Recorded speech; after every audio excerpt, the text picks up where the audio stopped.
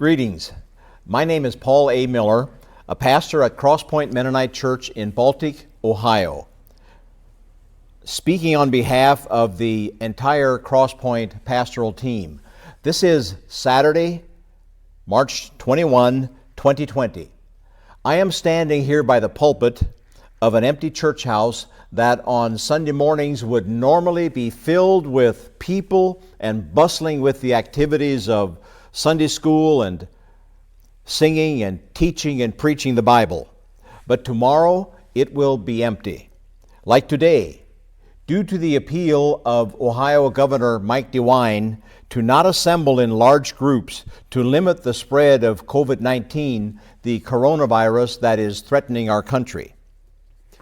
So Christian fellowship with others has always been a primary aspect of our faith, one that we often take for granted. The current social distancing makes us keenly aware of how critical it is for us to worship with other believers. Obviously, we continue to worship at home individually and with our families during this time, but to gather together as a body of Christ and share things about our faith is something really important that we are missing right now. Here at Crosspointe, we will do everything we reasonably can to keep us virtually connected during this time of physical separation. So you may be wondering how the coronavirus quarantine will affect Crosspointe Church in the coming weeks. In this time of uncertainty, the pastoral team is communicating these 6 points. 1, our regular service on Sunday, March 22nd, that's tomorrow, is canceled. It is probable that this quarantine will extend at least one more week to Sunday, March 29th, but also possible that it could extend into April. We will monitor the situation and make this decision week by week. 2, during this time of canceled services, a pastor will preach each Sunday morning at 10:30 a.m.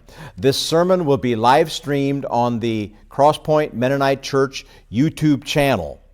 Pastor Sean Miller is scheduled to preach tomorrow, March 22nd. Please contact Mark A. Miller, our deacon, if you need assistance logging onto our YouTube channel. 3, we urge fathers to pastor their families at home during this time, both during the week but especially on Sundays. For example, plan a special time of family worship on Sunday morning, structured around the sermon on YouTube. Number 4, the Crosspointe discipleship group meetings are suspended for an initial period of 3 weeks. That would be through April 5th. We will reevaluate the situation at that time.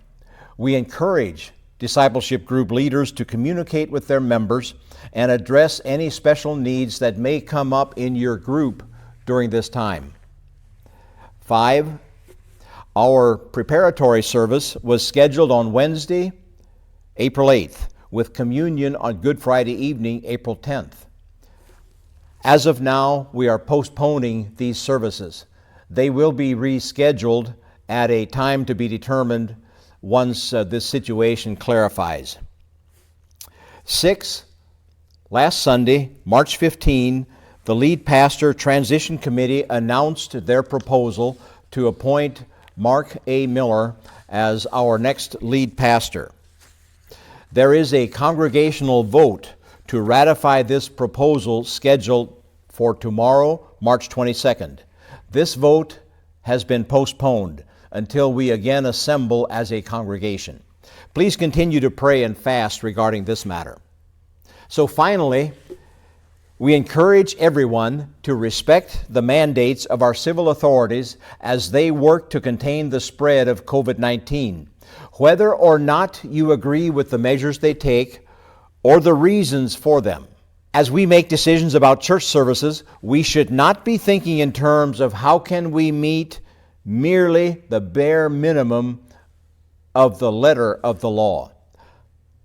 But how can we uphold and support the spirit of the law underlying these government mandates?